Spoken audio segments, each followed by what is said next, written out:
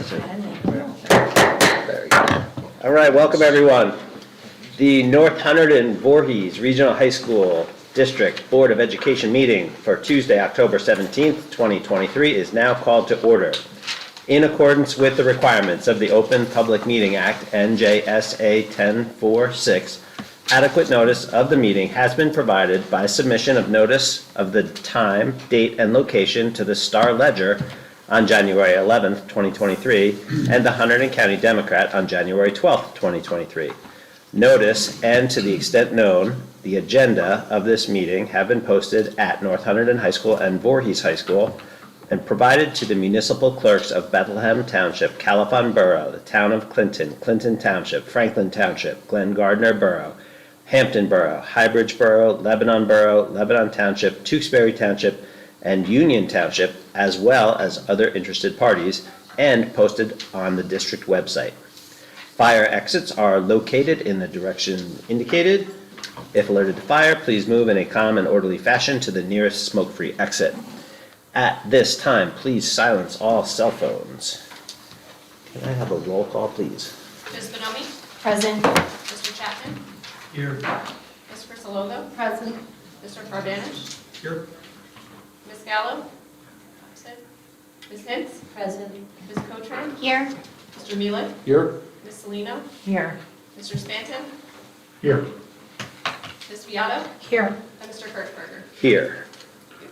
All right, if you could please rise for the flag salute. I pledge allegiance to the flag of the United States of America and to the republic for which it stands, one nation, under God, indivisible, with liberty and justice for all. All right. Can I get a motion and a second to approve agenda item 4.1, which are the minutes of the September 26th, 2023 school board meeting? Motion, please. Kim? Second. Second by Shelley. Any discussion? All in favor? Aye. Opposed? Abstentions? Beth is abstaining. Motion carries. All right, we are now up to the student representatives report, and we'll start with Anesh from North Hunterdon. Welcome. Okay, hello. So first of all, in activities at North Hunterdon, I want to talk about Friendship Day. Here, these three people over here, Lee, Sadie, and Keely, they actually helped me organize. As a team, we organized Friendship Day. And so Friendship Day was a part of the Interact Club, and it was a day that focused on community building within North. It incorporates students of all grades and with special needs into different teams where they participate in team building activities. And they focus on getting everyone involved, and it's overall like a lot of fun in the day. You get food, music, and games. Moving forward, homecoming was in between my period from the last meeting to this meeting, and it was a very successful masquerade ball was our theme. Everybody had lots of fun, and organizing the event from years in the past, I know that this year everyone was very happy with the DJ that we had. So we're keeping the DJ this year, also to prom and junior prom. Moving on to sports, we have some success in our sports teams, especially our soccer teams at North Hunterdon. The boys soccer right now has a record of 10-1-2. They're doing very well, and the girls team is also playing Central tomorrow, the third round of Hunterdon in Sussex, and they're currently 10-4-1. And lastly, girls field hockey is also doing well with a record of 10-3. They won it. They also played today. I'm not sure about the game results. So this week in sports, we have the milk can game coming up. Big rivalry between North and Voorhees, and I know we have a spirit week this week with different themed days, like every Monday, Tuesday, everything. Looking to build up some anticipation for the game, and but we're definitely looking for a good game at Voorhees Friday.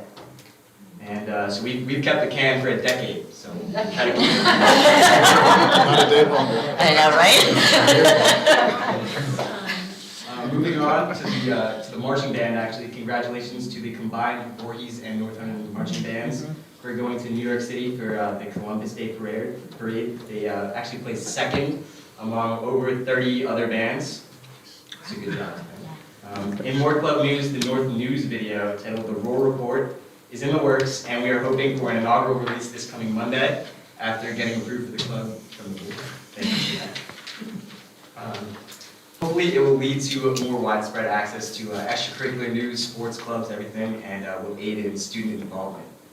So lastly, after actually Jude surveyed a lot of students about the AP testing conversation last week, students were very adamant about being taught content first, not teaching to the test, but still having exposure to the test to know what they're going to get. But students feel like the test itself is very difficult to understand, so it confuses them more when teachers teach directly to the test.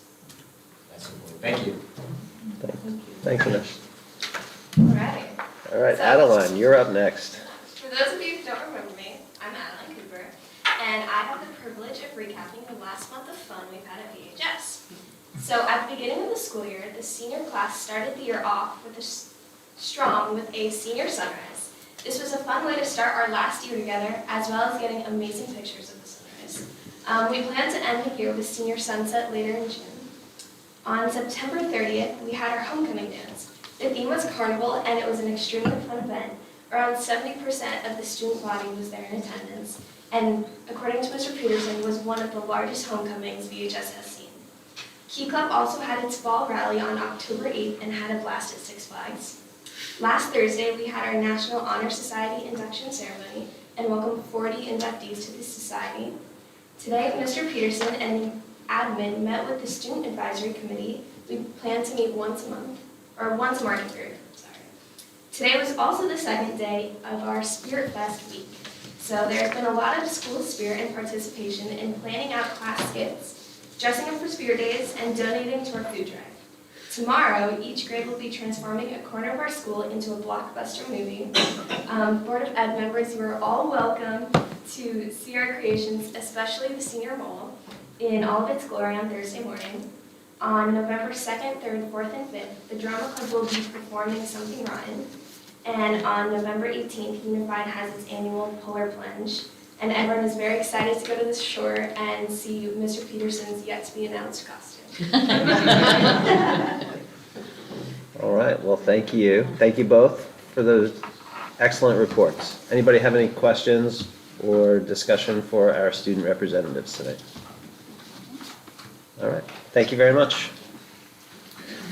All right, we will now move on to the presentation and public hearing, which is a review of the New Jersey Department of Education school self-assessment for North Hunterdon and Voorhees for determining grades under the Anti-Bullying Bill of Rights Act for July 1st, 2022 through June 30th, 2023.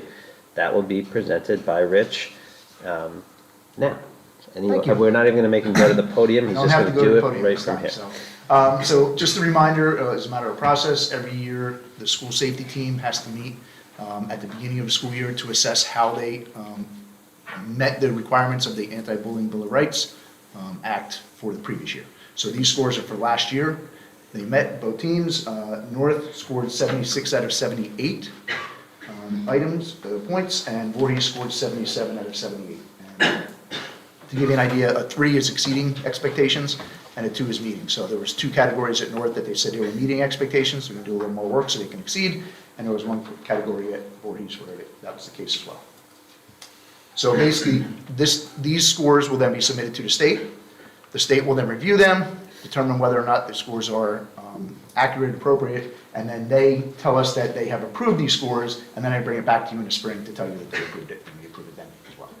So that's what tonight is, you approving these to be submitted to the state. Do you know what are the 2 areas that North rated themselves as meeting expectations and the one that Voorhees did? I do. So the attachments are there too if you wanted to review it afterwards, but the 2 that North picked was under the core element number 3, item D. It is the members of the school safety, school climate team were provided with professional development and effective practices of successful school climate programs and approaches. And it sounds like they would like a little more professional development. Okay. So that was one area. The second area was... 1E. No, it's, oh. Yeah, it was 1, core element 1, which item E, which was a school safety, school climate team, identified patterns of HIB and reviewed school climate and school policies for the prevention of HIB. So they're gonna look at their patterns a little bit more closely and look at data a little bit more. And then at Voorhees, I believe it was core element 3 again, that they, it was the same one that North had, where it was, yes. So it was core element 3, and it was item D again, which was the professional development. Okay, thank you. Any other questions? All right, Thank you. thank you, Rich. All right, now we'll move on to the presentation of the 2023 NJSLA results by Rich Brown, Director of Curriculum. Hi, Rich. All right. Hello. Hello.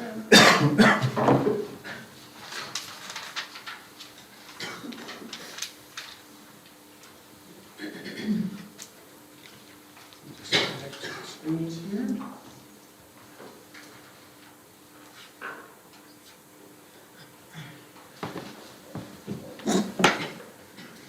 Okay.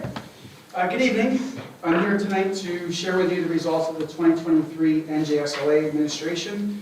Students completed the NJSLA, which stands for the New Jersey Student Learning Assessment, in May of 2023. There's a large amount of information on these slides. I'll go over some of it quickly, spend more time on some of the other slides. The entire presentation is linked in the agenda, and at the end I'll be happy to go over any questions that you have.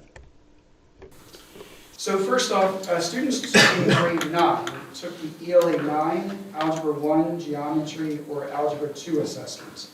Students completing Algebra 1 for the first time also took the Algebra assessment. Students in grade 11 took the Science assessment. I always point out that the results that I'm sharing with you tonight do not include results from students in any of the academy programs because they are technically part of the Hunterdon County Vocational School District. So after I give an overview of the test, I'll go through everything for ELA, then I'll move on to math, go through all the math, then I'll go through all of the science. For each subject, I'll give the district results, then I'll give the school results, and then I'll look at the results by subgroups. In the end, I'll go over some of the intervention strategies we're using to help students who are struggling, and I'll go over our action plans to improve. So for ELA and math, they're reported in 5 different proficiency levels, with 1 being the lowest, not yet meeting expectations, and level 5 being the highest, exceeding expectations. So at times I'll refer to proficient. When I mention the word proficient, I'm talking about the students who are at levels 4 and 5, that they're meeting or exceeding expectations. So we'll start with ELA. So in slide 6, this slide shows the district results for ELA 9 by proficiency level. It also compares those percentages to 2022. The percentage of students on levels 1 and 2, which again are not yet meeting or partially meeting expectations, went down 1% for the district, and the percentage of students on levels 4 and 5 meeting or exceeding expectations increased by 9% for the district from 2022. So overall, the percentage of students performing at levels 1 and 2 across the state slightly increased from 22 to 23, while our percentage decreased, which it should. The percentage of students performing at levels 4 and 5 increased across the state by 3.2% from 22 to 23, but our percentage, the percentage of our district increased by more and increased 9%. So again, this is all ELA. Oops, I think I skipped one. Yep. With slide 8, this shows the breakdown of proficiency levels by school. The percentage of students who are proficient at North Hunterdon High School was 55%, and the percentage of students who are proficient at Voorhees High School was 85%. So yes, that's a very big difference. The percentage of students who are proficient at North Hunterdon was essentially the same as it was in 2022. It went down less than 1 percentage point, but the percentage at Voorhees went up dramatically from 57% to over 85%. Both schools were above the state average, but the results for Voorhees were just outstanding. Why does it keep on skipping here? There we go. For the subgroups, you can see that the percentage of students who were proficient for the district increased for every subgroup from 2022, which is in blue, to 2023, which is in red. So as we move into slide 10, we'll move into mathematics. Only students in grades 9 and 10 who took the math assessments are included in the data. That's especially important for the state data here. Students in grades 11 and 12 were not included. So with slide 12, there were not, if you see down at the bottom for Algebra 2, there were not enough students who took the Algebra 2 assessment, so those results are suppressed to protect student privacy. There wasn't much change in the math scores from 2022. The percentage of students performing at levels 4 and 5 in Algebra 1 was exactly the same as in 2022. The percentage of students performing at levels 4 and 5 for geometry decreased 9% from 2022, from 78% in 2022 to 69% in 2023. Remember that many of the students who come to our district take Algebra 1 in middle school, so those results are not included obviously in our data. However, with the statewide data, that does include students in 7th or 8th grade. So the change in the percentage of students performing at levels 4 and 5 in Algebra 1 in our district was the same as it was across the state, but the percentage at the state level increased for geometry by 6.4%, while the percentage in our district decreased by 9% from last year. The percentage of our students meeting or exceeding expectations for geometry was still well above the state average, as 50% were proficient across the state, but around 70% of our students were proficient. So just to remind you that the geometry scores that I'm talking about here, that's just the students in grade 9. Obviously we have sophomores who also take geometry, but only the freshman students take the assessment. So now that we look at by school, with Algebra 1, 22% of the students at North Hunterdon were proficient, while 43% were proficient at Voorhees. The North Hunterdon percentage decreased by 7% from 2022, while the Voorhees percentage increased by nearly 13%. Slide 15, helps us to understand the Algebra 1 scores more fully here, with the percentage of students proficient increasing for females and Hispanic or Latino students from 2022, but the percentage of students who are proficient decreased for our male and Asian students.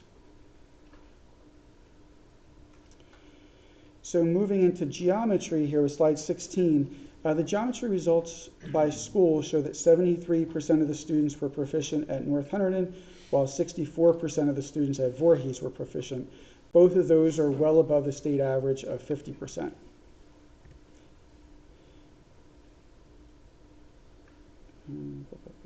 So there weren't enough students to show many subgroups for geometry, again, because it was just the freshman students who took it, but the percentage of students who were proficient decreased for each of them from 2022 to 2023.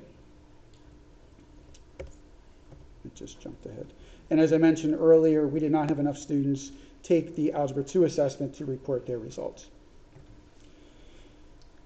So for science, the results from the science assessment are reported in 4 different proficiency levels. Remember, ELA and math were in 5. Science is in 4 proficiency levels, with the 3 being proficient and 4 being advanced proficient. So 47% of our students were proficient in 2023, which is a 5% increase from 2022.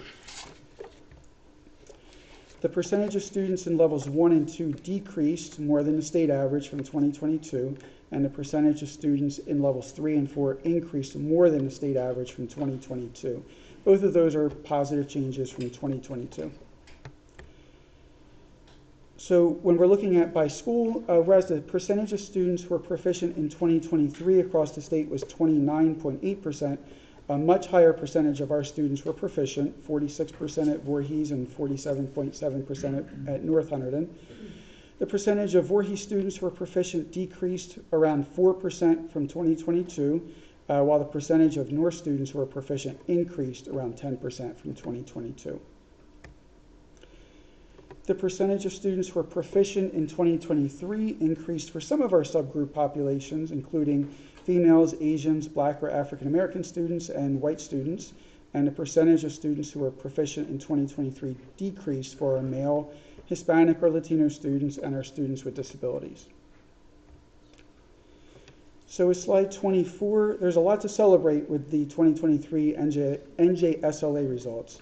First off, the district percentage of students who are proficient is well above the state average for ELA 9, for geometry, and for science 11. The percentage of students who are proficient at Voorhees and ELA 9 increased by 28% from 2022, and the percentage of students who are proficient at Voorhees from Algebra 1 increased by nearly 15% from 2022. So there are several steps that we're taking to improve our NJSLA results. First off, we've consolidated our staffing for tested courses just to improve consistency in those courses. We're also administering the common assessments for grade 9 ELA, math, science, and social studies classes that we developed over the summer. So just so that you understand those common assessments, those are tests that we developed collectively between the two schools. So each student in ELA 9 will get the same 6 assessments throughout the first 3 marking periods, regardless of school that they're at. Same thing for Algebra 1, Biology, and Early American History. These assessments will better allow us to see the standards the students need support with during the school year. We'll be using professional development days to examine the results from the common assessments and use those results to inform our instruction. We will be developing the common assessments for grade 10 classes this summer. We are also working on integrating more NJSLA-aligned questions into our curriculum so that students are familiar with the questions and have practiced answering them.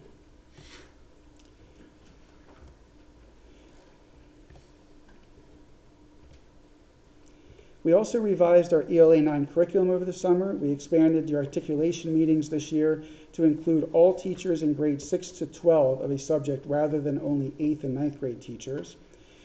We examined the NJSLA results in a number of ways, including by course level and sending district, and we're also emphasizing writing in all of our subject areas.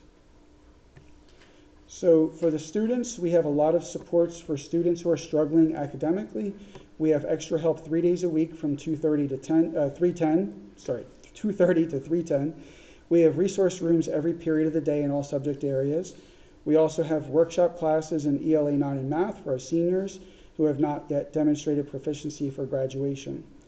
We also provide our students with 2 free options for tutoring outside of the regular school day. Our teacher tutoring is available virtually from 3:10 to 9 p.m. by appointment. For immediate tutoring help, we offer tutor.com, and with that, our students can instantly connect with a tutor in all subjects. For students who are not meeting the standards in their classes, we have a response to intervention program. And that is everything. Do you have any questions about these results? Do you have any, through your examination, do you have any idea why there's such a disparity in, the results of Voorhees were great, everything Right. increased tremendously, which is great, but North did not. Is there anything is it an anomaly or is it just? I would love to have a great answer for you. Okay. I really would, because we spend a lot of time looking into these and talking with our staff members and trying to find the answers to it. The best that I can come up with is what some of the 9th grade teachers at Voorhees were saying, is that it was a great group of students, the current sophomores. I wish that I had there's probably a lot of little factors that contributed to this. We've had a lot of meetings, and obviously the conversations at North were different than the conversations at Voorhees. At North, it's what can we do better. At Voorhees, it's what did we do to have this increase so we can continue it. But when we look back on this 5 years from now, it could have just been that one group of students. At this point, I think our common assessments will help better understand that. But one of the things that the state gives us is a breakdown by standard. And one of the things that we most noticed the difference, especially for ELA, was that the writing scores were much higher at Voorhees. So we're really trying to emphasize the writing at North Hunterdon this year while continuing to emphasize it at Voorhees.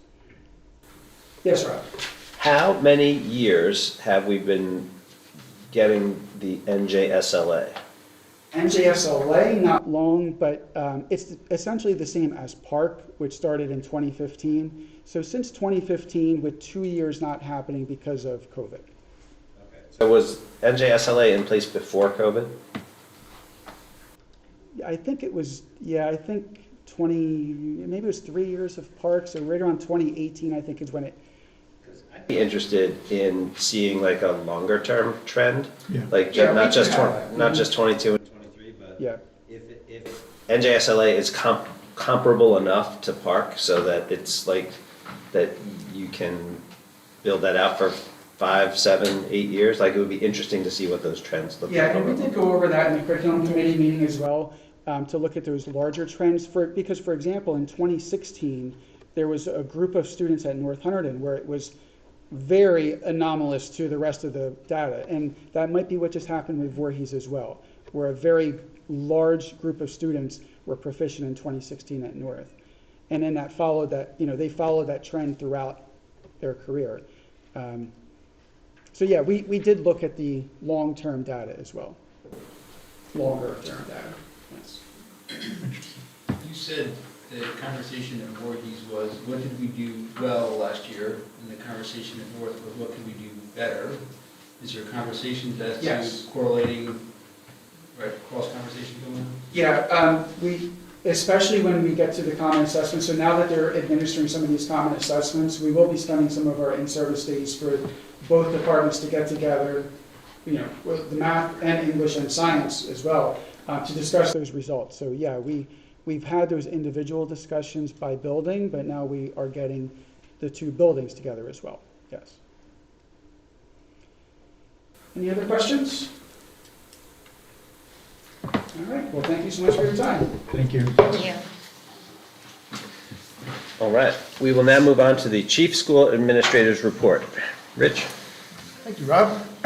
So the first item we have on here is our recognition of student achievement. So I'm going to ask the principals to come up and present their awards for this month. I guess we'll start with Dr. Cottrell since he's getting up. Come on up. Anesh. Well, Anesh stole a lot of my thunder as talking about all the awesome things that Friendship Day does. But Friendship Day is so awesome and amazing because of our student body. And these 4 seniors in front of you are some of our outstanding seniors. I like to tell our seniors at the beginning of the year that seniors set the tone for the school. They establish expectations, they lead by example, and these 4 seniors certainly do that. So our Friendship Day is a day where everyone comes together of all different ability levels to build friendships, establish leadership skills, and it takes our student body coming together to make that happen, which it takes these guys organizing that to make that come to fruition. So they are outstanding leaders, so I want to introduce them and we give them some recognition for all their hard work. And by the way, also, Friendship Day is run by our Interact Club. Interact Club is a community service organization that donates time and money to the Clinton Community Day, the Haunted Mill, Kisses for Kyle, and Relay for Life. So they're going to be involved in a lot more things throughout the year. So introducing the 4 seniors in front of you today are Keely Hoffman. Keely is committed to Kent State to play lacrosse, where she hopes to major in exercise science with a concentration in physical and occupational therapy. She is also a member of the Interact Club. She's a captain of the varsity field hockey team and is a student ambassador and a key club member. So how about a round of applause for Keely?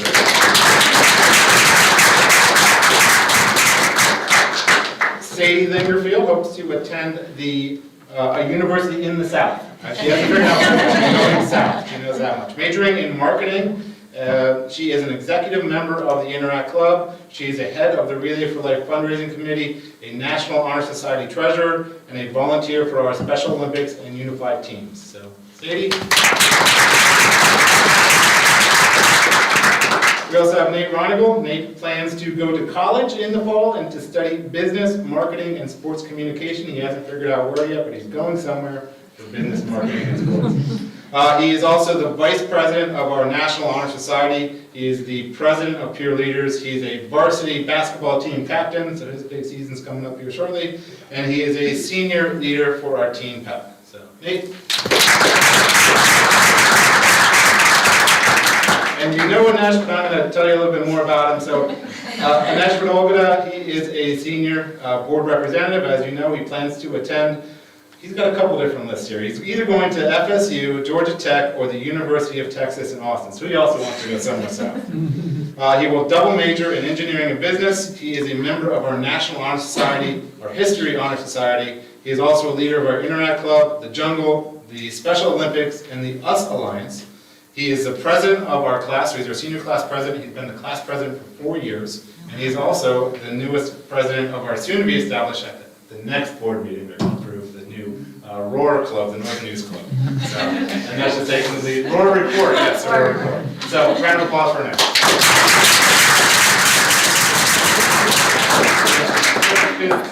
Jump the gun. We're going to get a photo here in just a second. Sadie.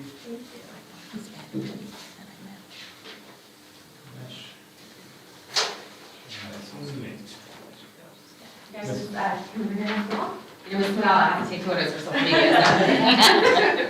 So. See me around now, I'm going to put you on yeah, you can come over. Yeah, that's right. Dr. Hoffman? No, I'm good. Are you sure? Okay. All right, here we go. 1, 2, 3, and one more. 1, 2, 3. Great, congratulations.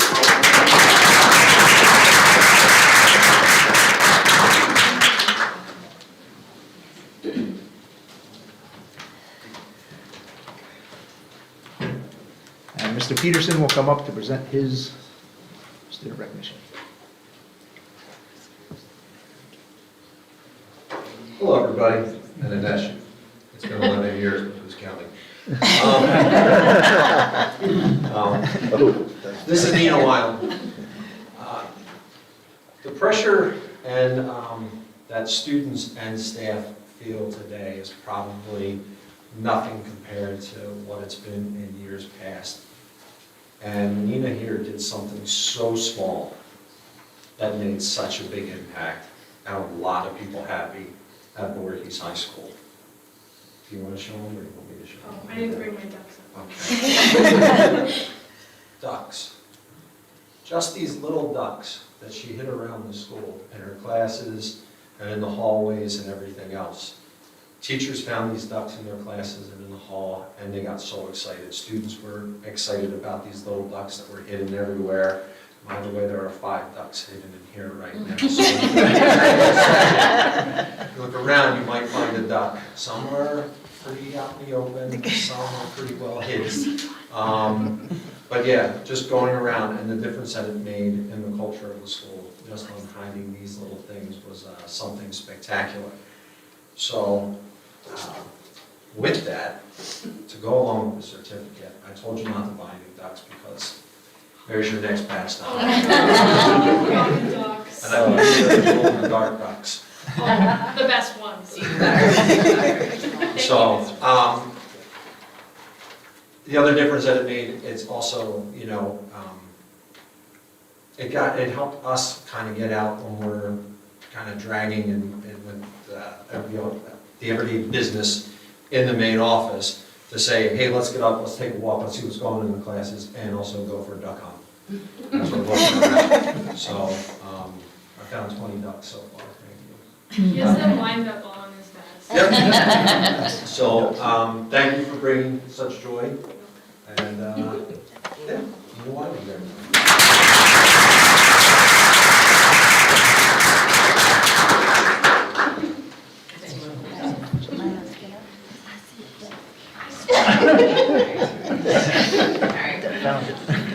One. You found one. Nicely done, Eva. I will find another. Someone found a duck. Deb beat me to it. I found it first. All right, thank you, everybody. Congratulations again to our students, and thank you for all you're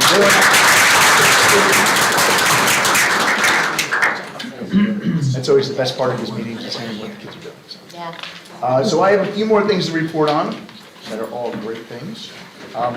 Anesh, it seems like you were stealing a lot of thunder tonight, because my first item is about the marching bands, but I do want to add one thing. So on October 9th, marching bands from both of our high schools did perform at the Columbus Day Parade in New York City. North Hunterdon has been performing at this for quite some time now, but this was the first year both band directors got together and had both marching bands combine and march in a parade together. So they created a great banner that was a district banner, represented both schools, and again, they won second place out of all the bands that were marching in the parade, so that was a great accomplishment for them, and congratulations to all of those band members at both schools. So.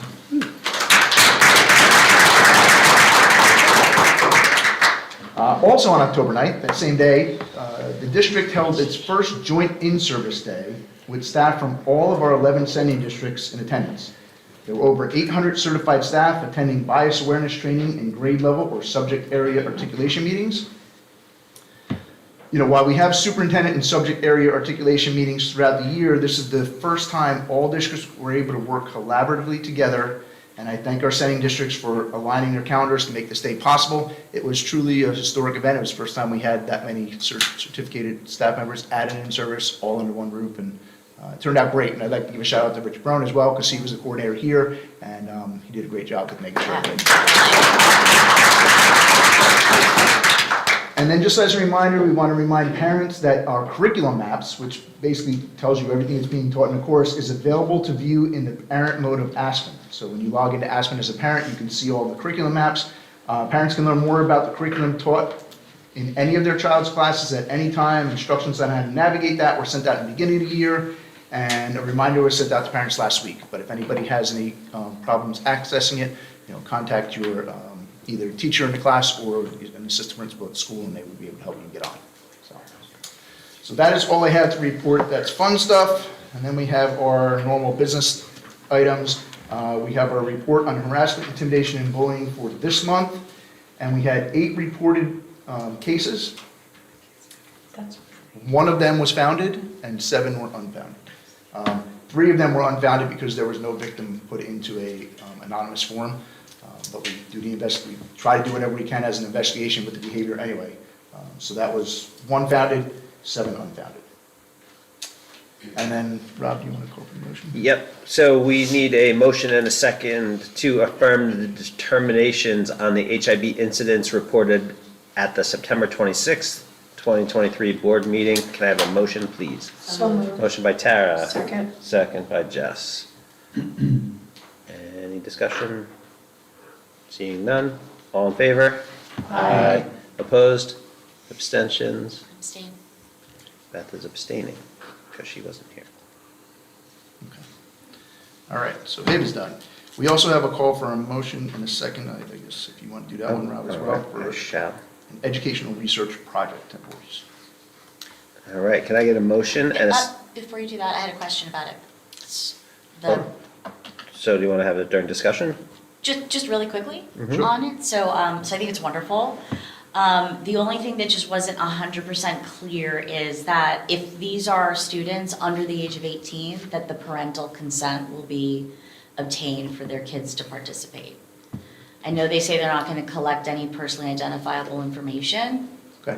but I think given what's being discussed, the parents should at least give approval as well. Sure, I believe that is the case, but Okay. it wasn't in the proposal, but I will Yep. verify that. Okay. And by the board approving this tonight, that still means that we still have control over it. That we Okay, can- good, perfect. Yeah, and so I think it says that they're going to that the parents will be notified, but it doesn't say Right.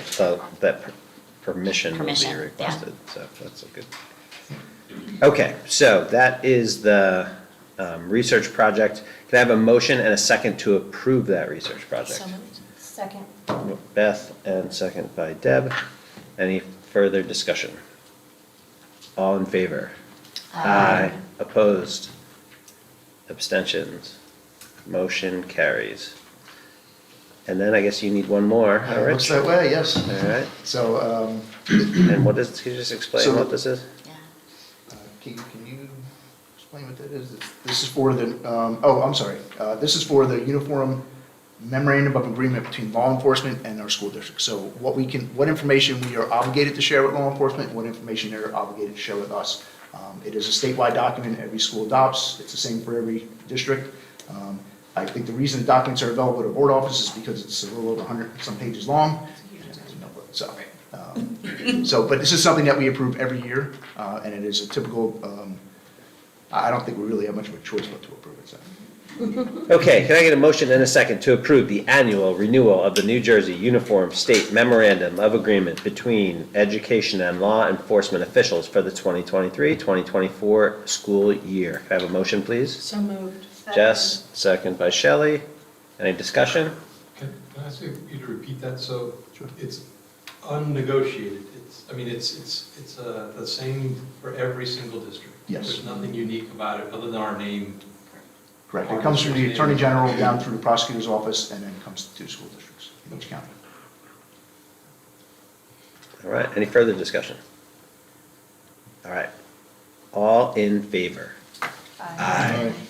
Opposed? Abstentions? Motion carries.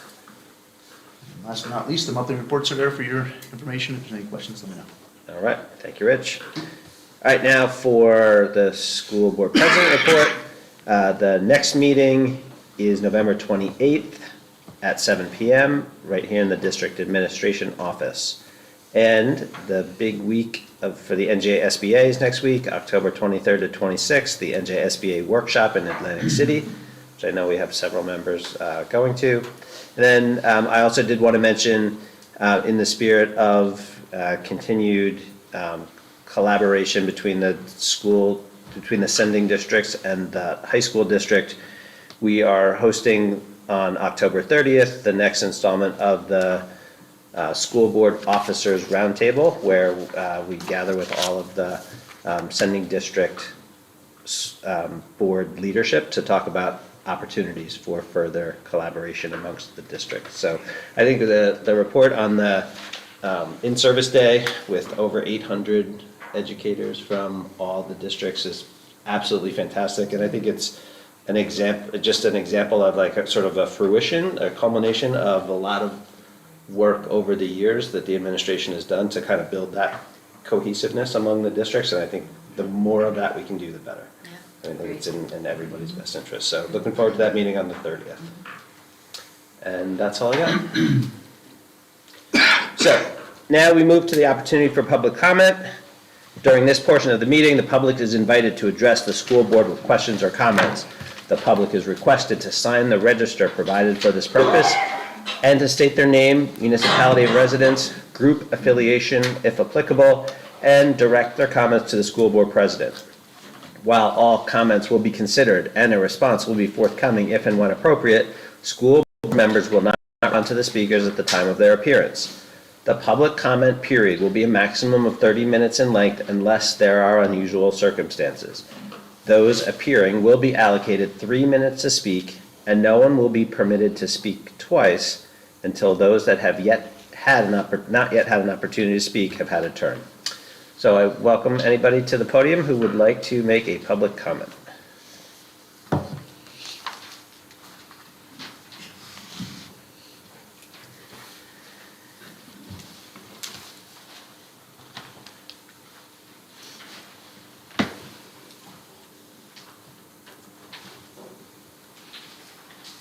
Good evening, I'm Amy Barrett from Highbridge.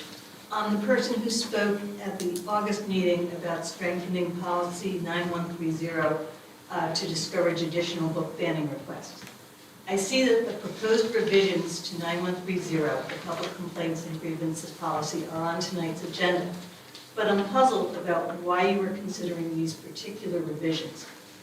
As a former English teacher, I'm sensitive to word choice, and the difference between shall and may can be immense. I know that most of you oppose book banning, so I don't understand why you are proposing to change the policy from the superintendent shall appoint a committee to review challenged books or materials to the superintendent may appoint a committee. Neither policy 9130 nor regulation 9130 describes the process clearly if the superintendent does not appoint a committee. Let me repeat that. The policy and regulation are clear that the board has the final say if a committee is appointed, but it's not clear whether the board or the superintendent has the final say if a committee is not appointed. I think that leaves too much discretion to a superintendent who personally decided to remove Fun Home from the library shelves at North only 4.5 years ago. Please reconsider your proposed weakening of policy 9130. And again, please consider strengthening this policy and consulting those who will be affected by this policy, such as your librarians, before you make changes. Thank you for listening.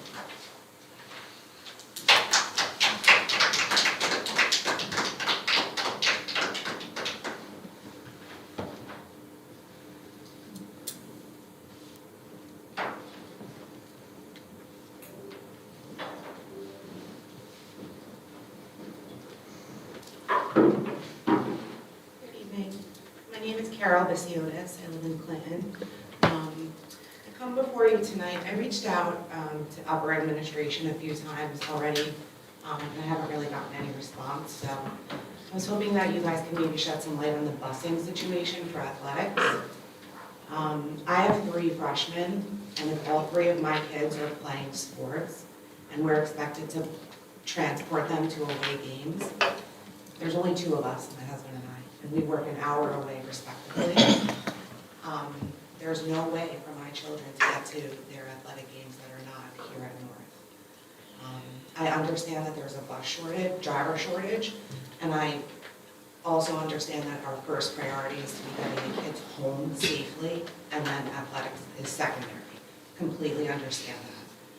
But this driver shortage has been going on for almost a year, if not more, and there has been no communication to parents other than the coaches communicating to us the day before a game. I don't think that that's an acceptable time frame for parents to have to leave work essentially a half a day because the kids have to be picked up at 1:30 or 2 o'clock. My kids have 9 away games, so that means my husband and I have to leave work 9 days to get one child to an away athletic event. I don't think that any other employer or people here would be able to leave work 9 times to take their child to a game. So I'm asking what resolutions have been discussed, what other options have been discussed, because nothing is being communicated to us.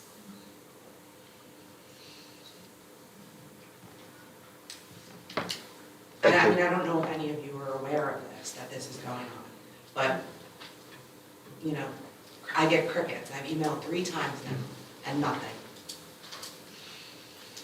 Thank you. And as a first-time parent here at North with 3 kids as a freshman, that's not something that I expected.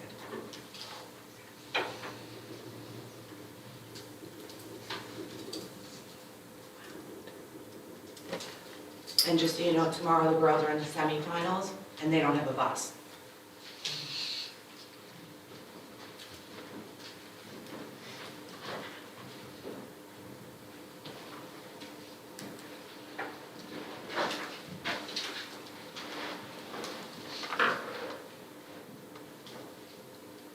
All right, seeing no further public comment, we will move to our committee reports. Thank you. And if you hang around, I think you will be hearing about busing during the Finance Committee meeting. All right.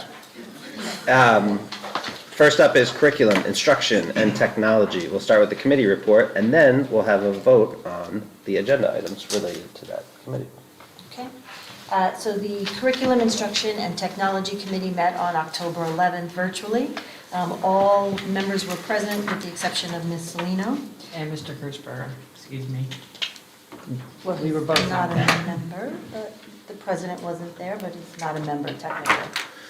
So there were 5 agenda items that were discussed. The first was the October 9th Professional Development Day. I won't go into the detail of what we discussed since Dr. Burgess went over it, but just to highlight that there were over nearly 850 educators from these 12 sending districts, as well as ours, which is an amazing accomplishment and a great look forward. The administration is looking to continue and expand this by finding ways for all the districts to work together. And in the committee, we discussed how the sending districts are going to start in early 2024. Some of them will start their strategic planning sessions, so incorporating that in some of these articulation conversations going forward. The second agenda item was the board agenda items that Mr. Kirchberger just mentioned that we will be voting on, 11.1 and 11.2. We discussed the home instruction and out-of-district placements on the board agenda. The students going to Somerset VOTech, which are in one of the attachments, they are in programs that are not currently available at Hunterdon County Polytech, such as dance. The service agreement, or the list of students, is so that we can bill the homeschool for any costs that we have.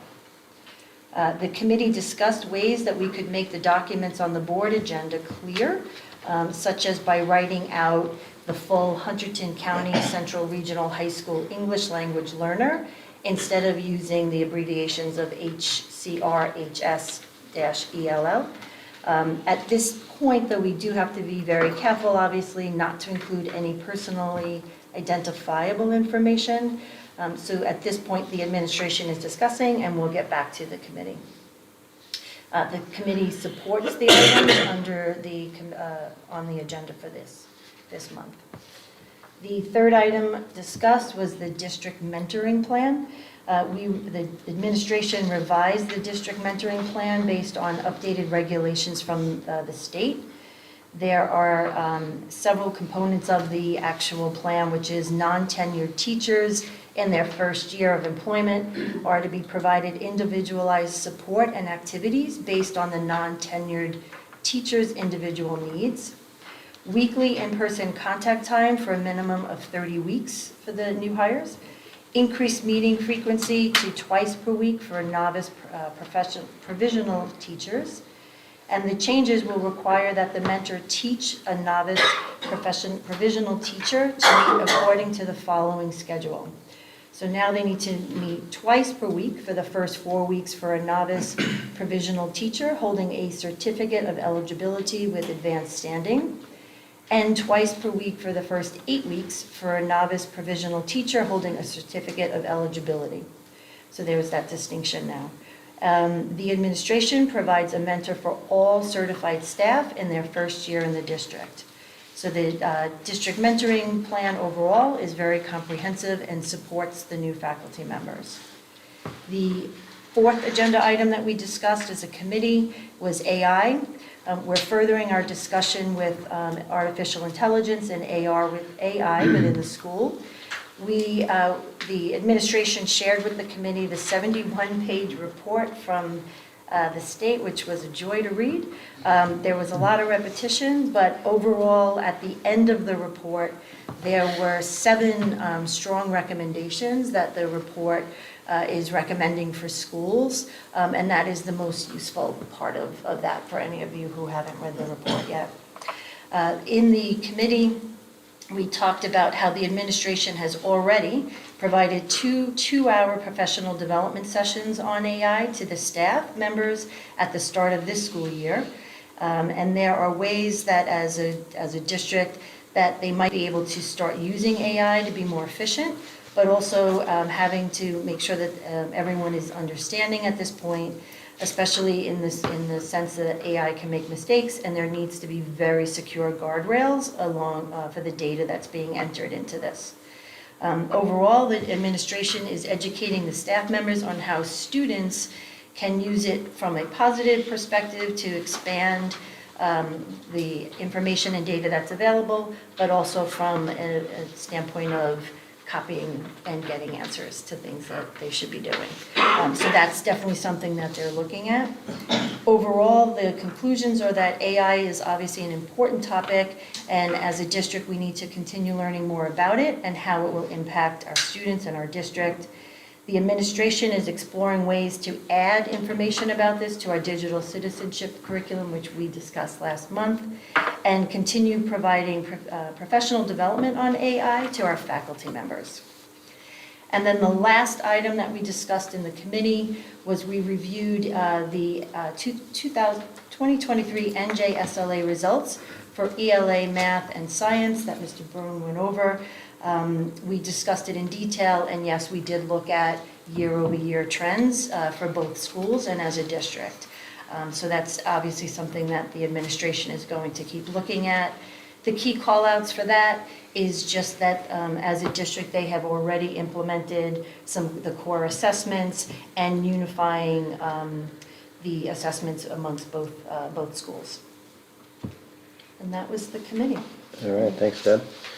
Anyone have questions? Questions for Deb or the committee? I guess it's a general comment, right, again, with the staff using AI, is just making sure they have good guidance on what's being used, right? I think probably more in the aspect of schools, it's being careful on student data, right?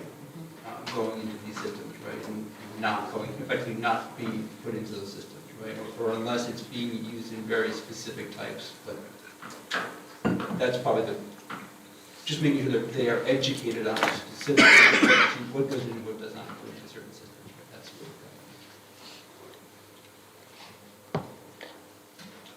what Any other discussion, comments on the curriculum report? I'm curious, what policy would cover that? Like, do we need to look at that policy and expand AI into the parameters of it?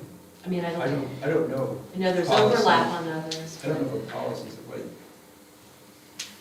Maybe prefer to- So I know the state from this report, there was a lot of guidance. And initially, the encouragement is not using it with student data, but it's more about subject matter that, you know, would take a Google search, 20 Google searches, whereas this could be one type of question that's put in and it comes out. But there will be certainly parameters from the federal government, which was included in this, as well as the state. I'm pausing, right, because legal reasons why, which is why I'm not sure the policy should be dictating how it's used, right, that's fine. And on that, sorry, on that note, there's probably, I would imagine it's going to be generative AI that's built within the school so that they have strong control over those guardrails so that what goes in doesn't go out, as opposed to necessarily using like the free ones. Like that, there's no way that could happen.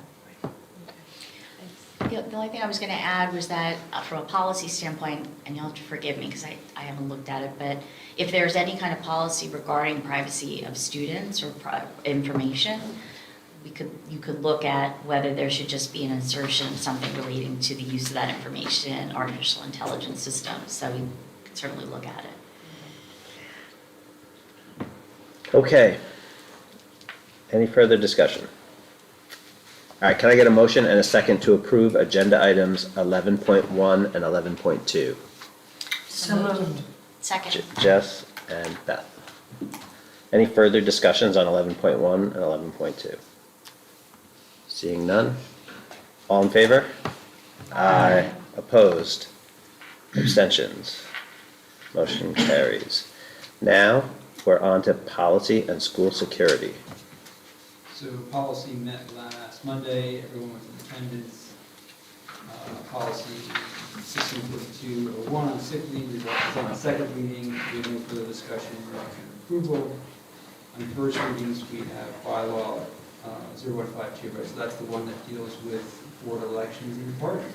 And so, as we discussed last time, the amendments that you'll see there now have no term limits.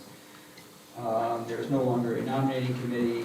Both president and vice president must now have 1 year of service. We had actually a fair amount of discussion on clarifying the actual election process. And the clarification was around that there'll be 2 rounds, first nomination, then election for president, then nomination and election for vice president. And that during each round, each board member has 1 vote as to each nominee. Can I ask a question about the board officer policy? So was the removal of the term limit because of the standard changes that we're making to these policies? Or is there a reason for removing term limits? So as in policy discussion, we decided to remove term limits for both. It was administration's recommendation to match it with, there was no policy limiting the term limit for vice president, and to make them match, and, you know, the reasons that were articulated by administration were the benefits of the consistency of board leadership and not having unnecessary turnover, I guess. So I mean, I can appreciate that as being a good rationale for it, but I could also see the downside of not having a term limit as well. If we have a situation where you have specific individuals in those positions and you don't have the ability to rotate people out of that position. Right, and I think the argument to that, the counter argument was, and I'm sort of paraphrasing Jeff, because is that the board has the opportunity to vote every year for the president. So the opportunity comes up every year to put a new president in the chair. Okay. And is it common, just asking for, is this a common thing across different boards of education, or is this? Yes? None of the study districts have to. Okay. But amongst other high school boards? Yeah? I think the answer is yes, but I don't know. Okay. Speak up. No other high schools have a Okay. in this county. In the county. Okay. So it's unanimous from the committee members and for not only that change, but also eliminating the nominating committee component? Yeah, all committees agree with that,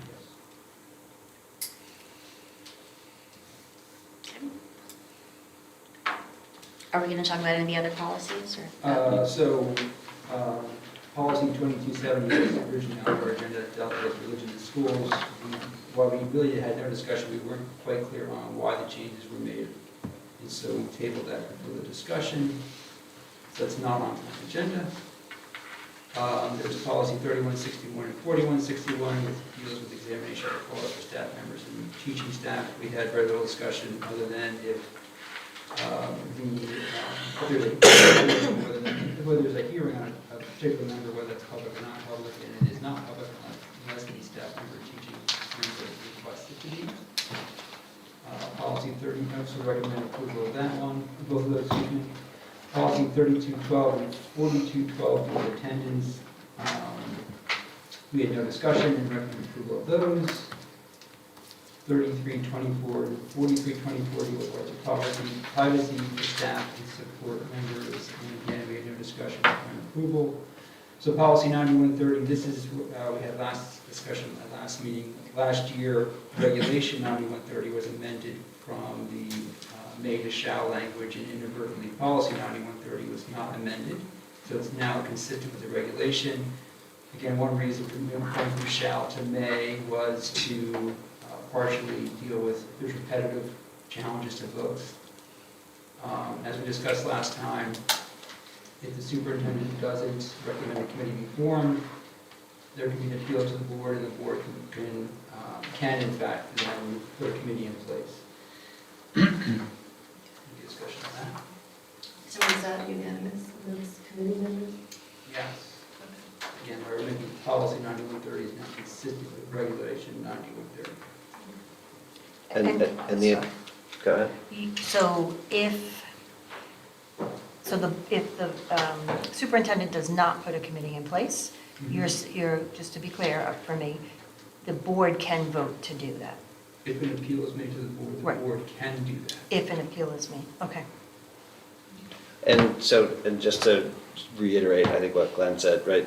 The idea is that by changing it from shall to may, it doesn't require the superintendent to form a committee for repeat or frivolous or other like challenges that don't meet the threshold of, the challenge process that's laid out in the. And the form that is going to be not filled out correctly, right? So if the form is incomplete, right, So we talked last, and so when we did this policy two years ago, right, we had a lot of discussion about how to prevent repeat Right. challenges, right? Yeah. And so there was discussion at that time of, and including, input from our attorney and others about, do you set a time limit or do you, right? And so the decision that was made at that time was that that the policy wording would be changed from shall, which requires, anytime a challenge is made, it requires the formation of that committee, to may, because so that puts some discretion. And Jeff was clear when we were talking about this that if a challenge is made that he doesn't recommend a committee be formed, he's still going to tell us at the board that challenge was made and that a committee is not being formed, and we'll have the chance to discuss it then. that's not clear in the language, so maybe, something to think about between, first reading and second reading is to put some sort of statement in there that clarifies what happens when the superintendent doesn't form a committee and for what reasons, and explains that to the board so we have an opportunity to hear that. Can I ask, just probably because I don't remember from 2 years ago, wouldn't it be just more open to the public and even to the person who's requesting the book be banned? Instead of saying like shall, may, and having like all these steps, clear guidelines on like, well, if a book had been challenged within X amount of years, unless the challenge is a different reason. I don't remember that being like. Right, so that is what was discussed, was like, Okay. is it, is there a certain time period, or, Right. what is the criteria for re-challenges? And this is where we landed, Gotcha. based on that, so it certainly doesn't prevent anybody from proposing that we revisit it, but the reason at the time was because, and I don't remember if Andrew was involved in those discussions either, but it might have been John. Yeah, there were some reasons why, like making it like a specific time period, like 5 years or 3 years or 10 years or whatever, before you can re-challenge a book that's already been adjudicated on, Right. wasn't recommended, so. Okay. Thank you. With those kind of specifics, go into regulation, the accompanying regulation instead of the policy, kind of like, isn't the regulation how you So, enact the policy? Right. yes, if we had gone down the path of setting like explicit boundaries on when a material could be re-challenged, rather than being less explicit about that.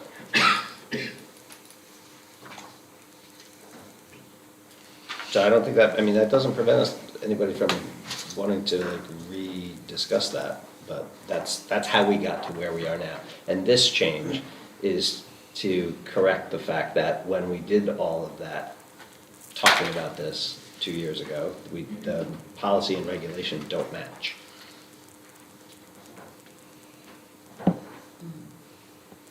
Right now. So that's what we're changing.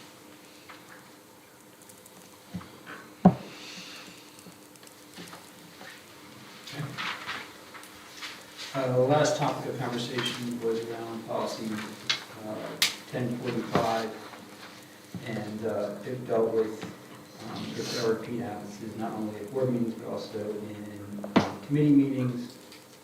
We didn't have, honestly, a lot of time left to discuss this topic, and it wasn't any clear consensus. So we're just tabling that to our next meeting. All right. Any further questions, comments, discussion on the committee report? Seeing none, could I get a motion and a second to approve agenda items 12.1 and 12.2? Second. Did someone move? Dan? I did. Dan and Shelley. I didn't hear you, I'm sorry. Any further discussion on 12.1 or 12.2? Seeing none. All in favor? Aye. Opposed? 12.2. I believe 12.1, I opposed 12.2.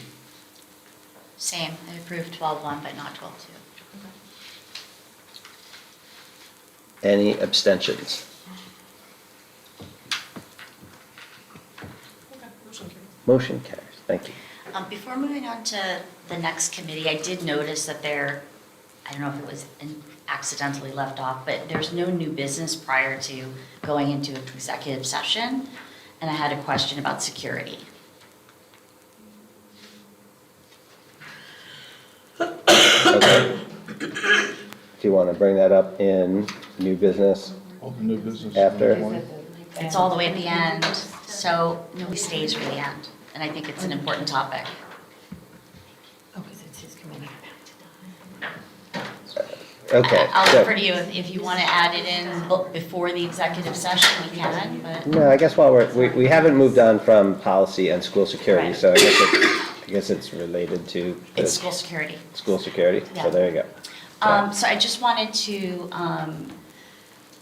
understand what the administration is going to be doing as additional protection, given the circumstances of what is happening between Should be Israel. discussing this in public session. I'm sorry? Should not be discussing security arrangements in public session. Okay. We can't just say that it's being addressed or anything like that? Other than saying it's being addressed, but it's, any Okay. details as to security, safety should not be discussed in public session. Okay, that's fine. Thank you. Thank you. Thank you. Thank you.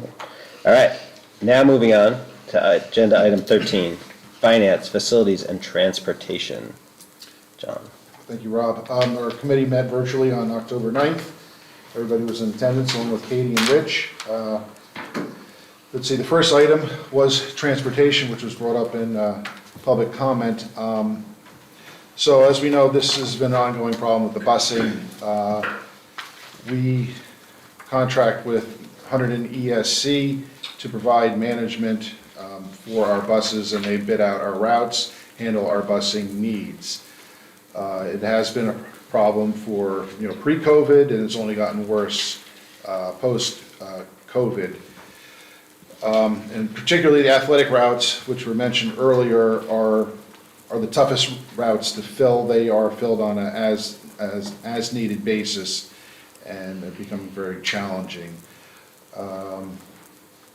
So one of the attempts to, some of the routes were bid out specific, where in the past they had been just filled as needed by area vendors. These specific routes for athletic games were bid out, and we had zero bids received for those routes. So it's a problem. So as you'll see on the agenda, our agenda for this tonight, it is agenda item 13-4. It's an agreement with Somerset County ESC to provide a efficiency analysis of what we do with our busing, so that they do the same thing as Hunterdon County ESC.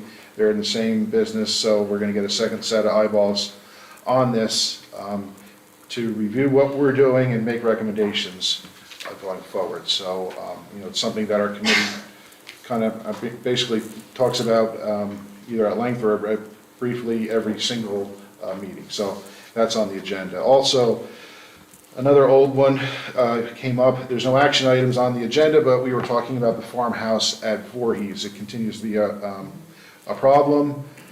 It's the condition of it. It's an attractive nuisance. And I know in the past we had some interest, which in the end never materialized when it came time to actually move on subdividing. Our architect did a preliminary evaluation of what it would cost to demolish the building. It's an excessive number they came up with, between $200,000 and $300,000. Most likely because of the location. You probably have to build a road just to get to it in order to bring in the equipment to demolish it, even if that is what we wanted. There's also still the potential of subdividing the property, giving it to the state, but they would need access across our property in order to get to it, so I don't know what good it would be for them.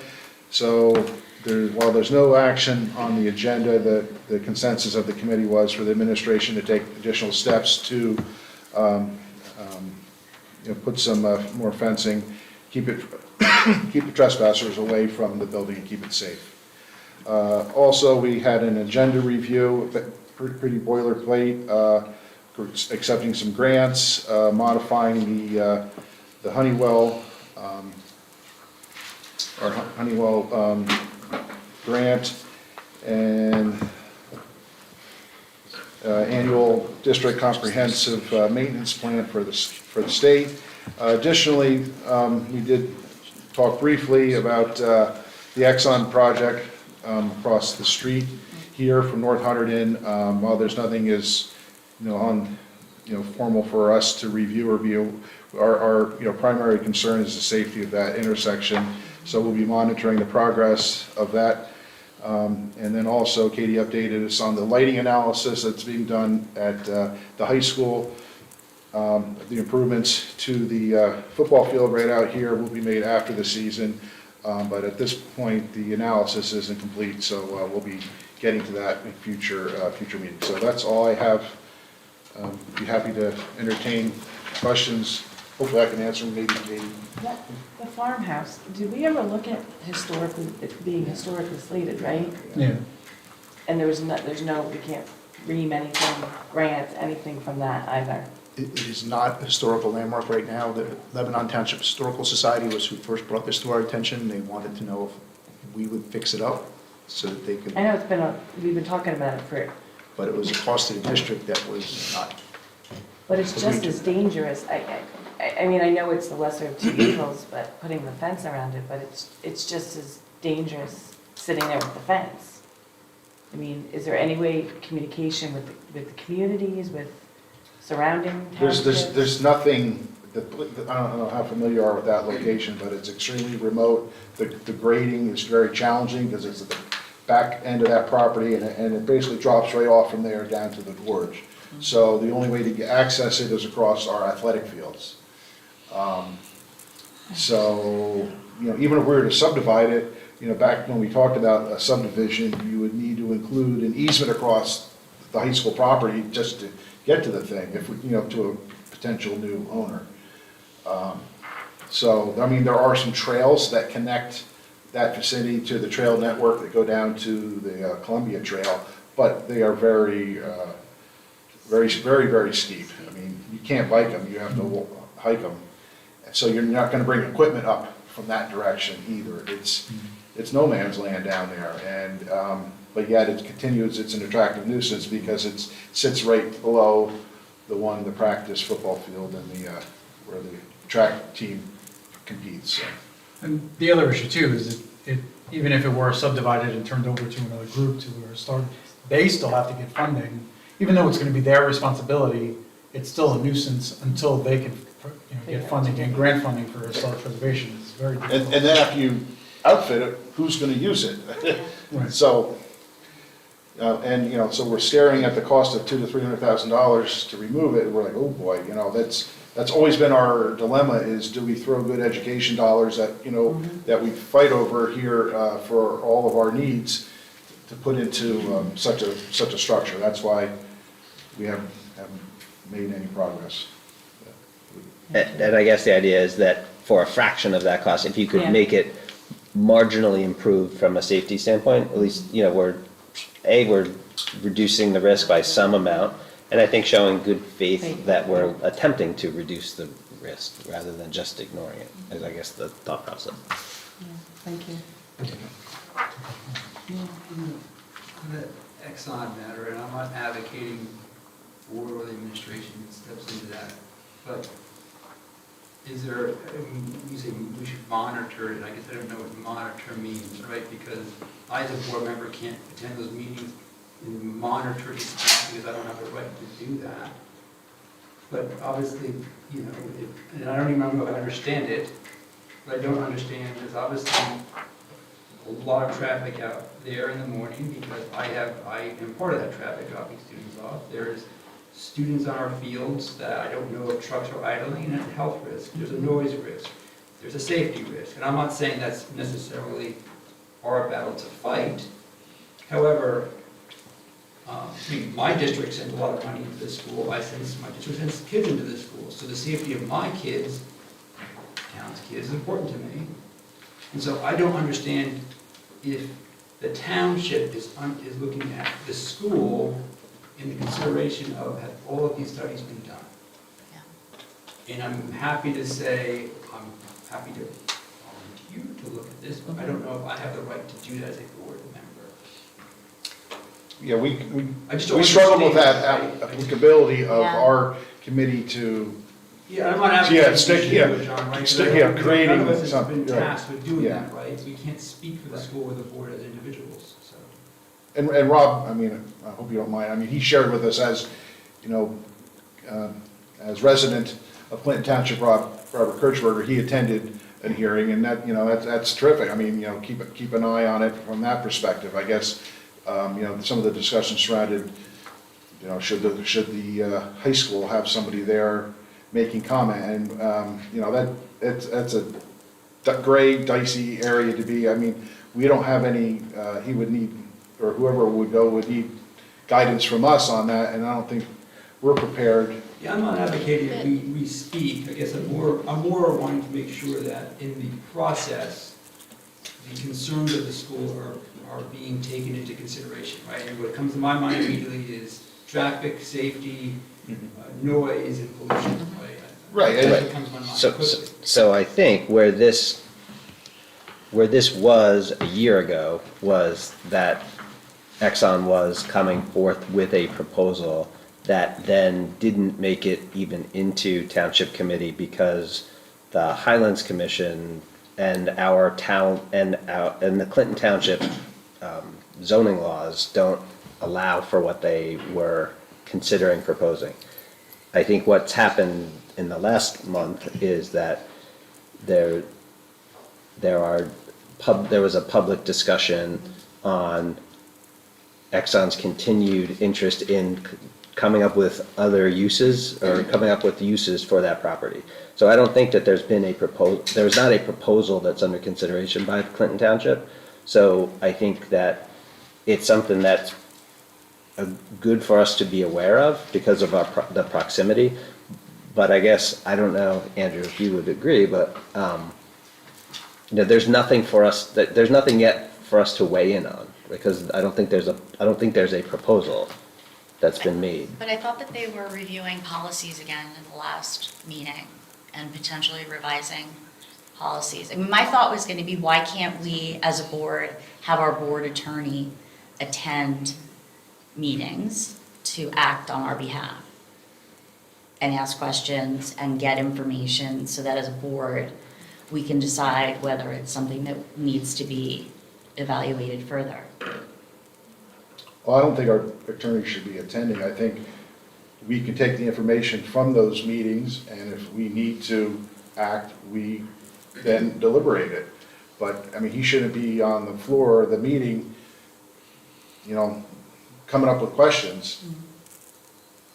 I mean, that's a land use issue, not an education use. And we don't even have a proposal on the table yet, so until we have a proposal that we can intelligently talk about, then that'll trigger your environmental impact study, your traffic impact study, all your studies. But first you have to get through the land use of Clinton Township and have a firm proposal on it. So, Maybe, what if we invited the mayor of Clinton Township to That was come? my question. Yeah. Can someone give us, I Yeah. think for my sake, it's not to advocate anything as much as Understand. to know what's Yeah. going on. Right. And- Yeah. And people, my town are like, what's going on? I'm like, I don't know. Right. Why don't you care? I'm like, well, I do care, but I don't know what's going on. Yeah. That's a good idea. That's a great idea. Yeah. I see furrowed brows. Is there a concern with that? Just my general look of Consternation. That's a good look for an attorney to have. That's good. All right, so I don't know if that's what, we do that from the board, or do you help me with that, Katie? Yeah, let me look into it, and I can get back to you on it. Okay. I have a question on, it's thought 13.6. Maybe I'm just the guy who asks about all the stuff we're throwing away. Me too. Last time it I was do books. too. Yep, I do too. Was that discussed, the list of pages and pages? no, I thought we pages? handled that last month. We, had a discussion about the process of, it's a routine thing, how it is recommended for certain items to be, disposed of. So it's not something that, we deliberate Okay. at the committee level. Maybe I can just ask then, it is a lot. Is this, I don't remember this, and maybe it's just me, but is this an annual thing? Or is this kind of like multiple years of laptops? This looks like 1 year of laptops, because the laptops are good, Chromebooks are good for, one cohort of students to go through 4 years, and then we decommission them wipe them out, and then they go on the disposal list. And they are completely not usable by the time they are done. So this is that list. Why? Because there's high school students? As you can imagine. And there are other network devices and things of that nature that G does put on this list, and this is an annual list. Because there's printers too. Right. Yeah. So maybe my only other question was, do you have any idea, and this would have been put in front of me in under some other mechanism, but how much do we spend on new computers each year-ish? I can get you that information. But I guess the bottom line is this is completely normal. I've seen it 3 more times, or twice before, I just don't remember. It's just a matter of when we get it from certain departments, when they're ready to submit a list like this to us. We have it a few times a year, but each department will do this once a year. So you may just see it in different agendas. Just to add to that, because I ask the same thing with books every time, is if there's an ability for us to donate them. In the case Can of we do that? technology equipment, what we typically do is put it on GovDeals, which is an auction website, and see if we can garner some sort of revenue from it. If we can't, and it's complete garbage, then we go through the next round of disposing. Donation or Recycling. dispose? Yeah, being able to E-waste. donate, or getting rid of technology equipment is more a recycling matter than it is a donating matter. Okay, because there are other places in the country where students don't have any computers, so getting a 4-year-old Chromebook might be better than nothing, that's all. Just something to think about. One more thing on the transportation. John, I think we talked about this in committee, or at least somewhere, that the administration is working with the staff and soliciting if there are teachers or other staff who are interested in getting their CDL so that they can also be included as bus drivers for athletic runs. So that's another avenue. I think the point is that there are lots of irons in the fire trying to address the busing shortage that's impacting not just us, but schools across the state. So in the meantime, how are the kids getting there? Same as the last time we talked about it. There's the. Parent carpools and They're driving themselves? I guess if they're And juniors teachers. and seniors, they're driving themselves? some drive They have themselves, and if they're 18, then they can have a couple other kids in the car too. Oh, no, you can't. No. It's There's only no- parents. No. Yeah, Not so, allowed. so actually, let's not speculate. I'd like to not just speculate as to what the policy is about students driving themselves to athletic games, whether they have a license or not. I'd like to hear it from administration. Well, since the buses, are all the districts tiered, all the sending districts, their buses tiered, or how does everybody, the sending district, you know what I'm saying? Hunterdon Yeah. County ESC does tier all the busing, so that's what makes the athletic routes so challenging, is the fact that the K-8s are all doing their normal runs at that time. Right. So when we need those athletic buses, they're already stacking the next route after our buses are finished, with our normal routes home. So Is there that's any what we're hoping way to reach out? I know it's crazy, but if we're moving forward and we continue to have this situation, is there any way that, it's a lot to ask, but we consider the sending districts talking to them, moving their K-8s times? I mean, I know our township moved their time for other reasons, but it may come to that point that asking wouldn't hurt. I know it's a lot of sending districts, That sounds like a roundtable. but it's a roundtable topic to, we're all talking about how start times for high school should be later, and those times. Maybe this is, resonating, this is a discussion to be had. It doesn't seem like it's going away. It's been started, it's through COVID, and it's just getting progressively worse. And, parents do work and it's difficult. We all know that. We all feel that pain. I feel this poor woman's, one kid, how do you do 3 kids? So it's challenging, everyone's dealing with it. So maybe that's Yeah, I think that's what we're trying to do, is every avenue we can is just knock down every door, see if there's anything we can do to improve our routes typically, which is the coming to and from routes in the afternoon. If there's anything that we can do as far as efficiency and free up the drivers that could give us the potential opportunity of having them athletic drivers. So we're willing to try anything at this point. Yeah.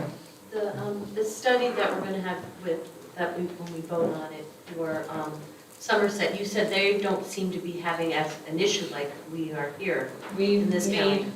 phone calls to other high school districts, and they've been able to fulfill the athletic runs lately. You know, they still have a one-off where they may not get a bus, but ours seems to be the systemic issue. And I think the challenge is that we are built with Hunterdon County ESC that also manages all the K-8s. So when we try to have more, we try to advertise and market our athletic runs separately, they almost don't have a willingness to take away the other drivers from other districts. So what we're trying to do is garner other areas, Somerset County, how can we attract other contracts, like Kraft is in Flemington, but there's Barker Bus out in Somerset. Can anyone else in a surrounding area start servicing us? So we need to expand our footprint a little bit. So I think that's the thought process that we're gonna go down.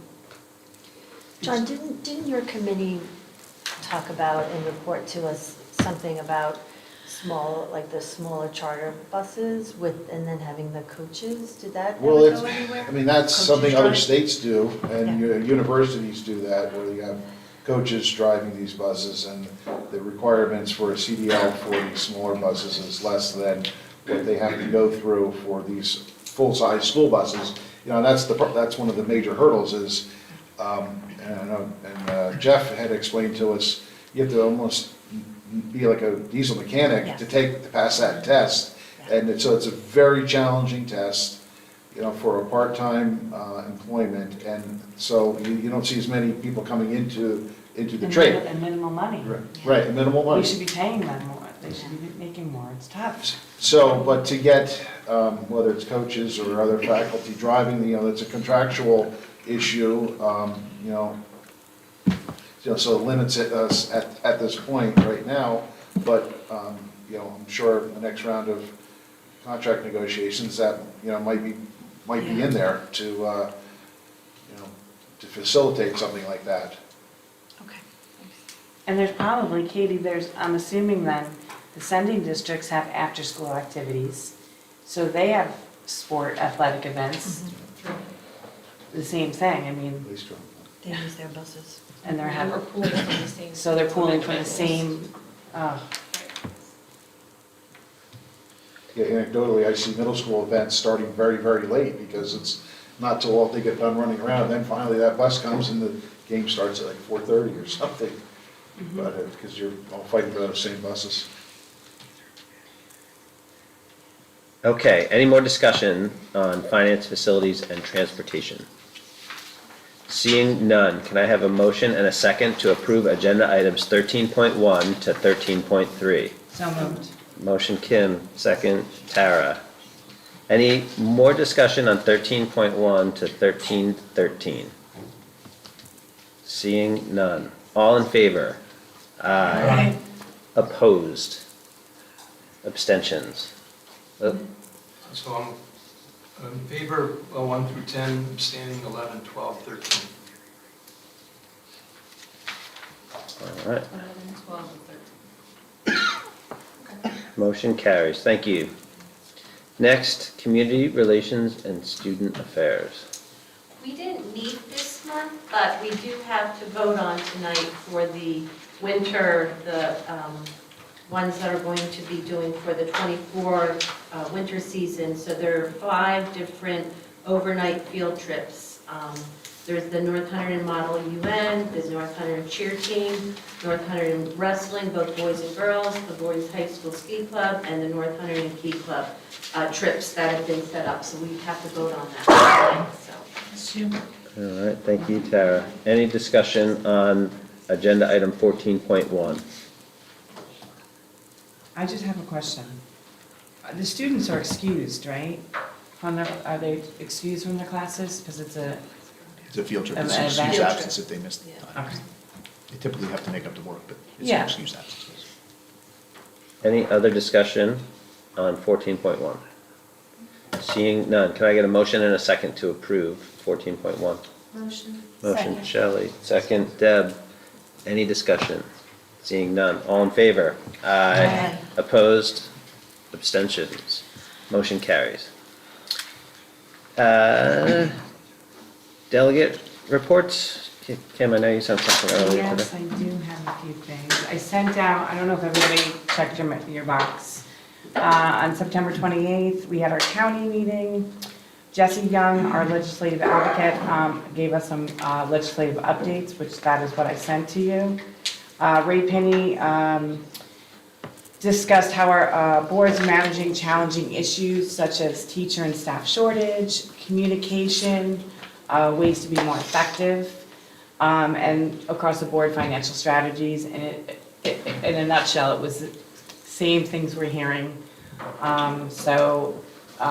Continued discussion. The next county meeting is hybrid. It's December 6th at JP Case Middle School. Okay, thank you. Anyone else? Tara, there's nothing until next week. Delegates next month, yeah, but we haven't Haven't gotten anything yet? no, nothing yet, so. All right. But I'll send an email with the candidates. Personnel? The Personnel Committee met, and we discussed the personnel agenda. All right, well done. Thanks. All right. I get a motion and a second to adopt resolution 1011723-2 for executive session to discuss matters falling under categories 7 and 8 as reflected in the attached resolution. The board expects to be in executive session for approximately 1 hour, and upon return to public session, action will be taken. Can I have a motion, please? So moved. Motion, Jess. Second, Dan. All in favor? Aye. Opposed? Abstentions? All right, thank you. We're in executive session.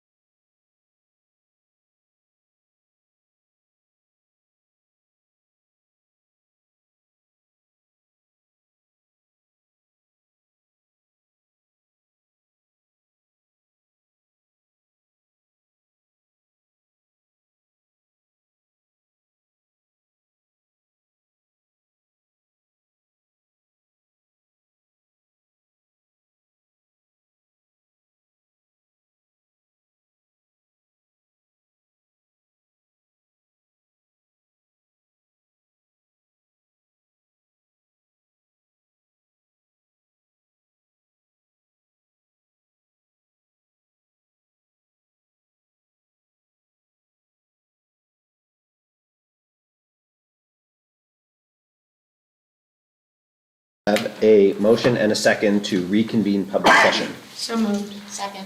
Jess, Beth, all in favor? Aye. Opposed, abstentions? All right, we are back in public session. What's up next? All right, can I get a motion and a second to approve agenda items 19.1 to 19.3, including hand carries if provided? So moved. Second.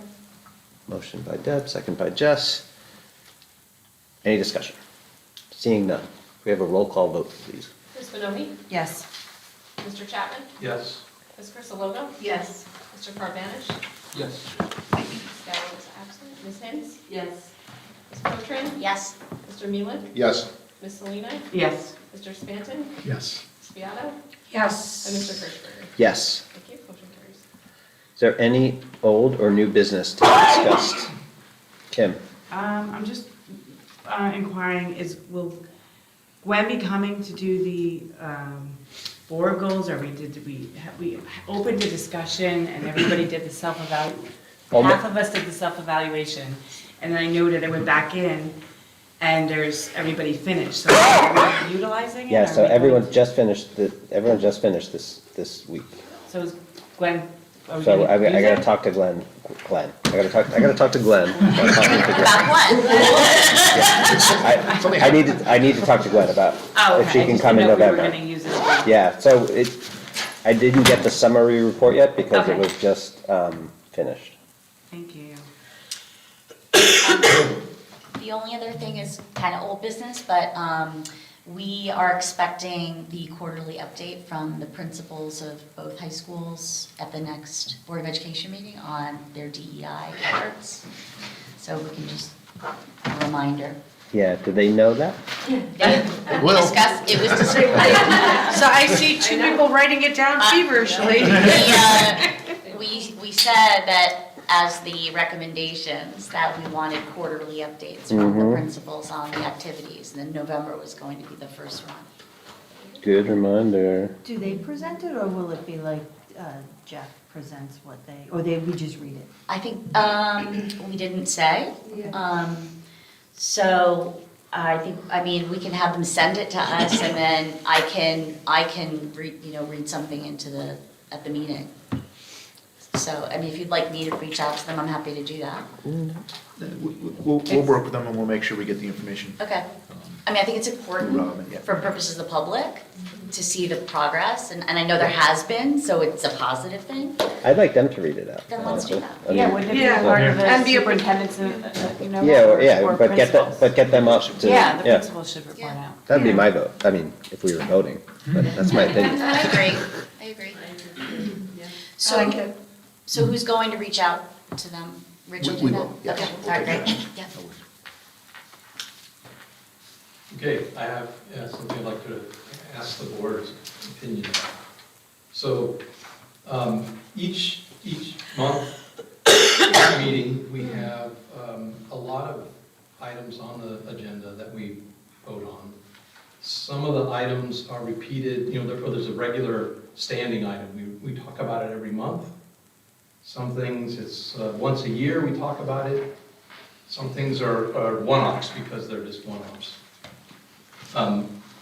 Presumably, all the things we're voting on are discussed in committees, but we're a board of committees, and not everybody is on every committee. And certainly the public is not in on all those conversations in the committees. So when the report out happens during the meeting, some of those items are discussed and summarized, others are not. And so I've become increasingly uncomfortable, and I may be on an island here that I'm the only one who feels like there are items that are on the agenda that I don't really understand, but I'm voting on them anyways.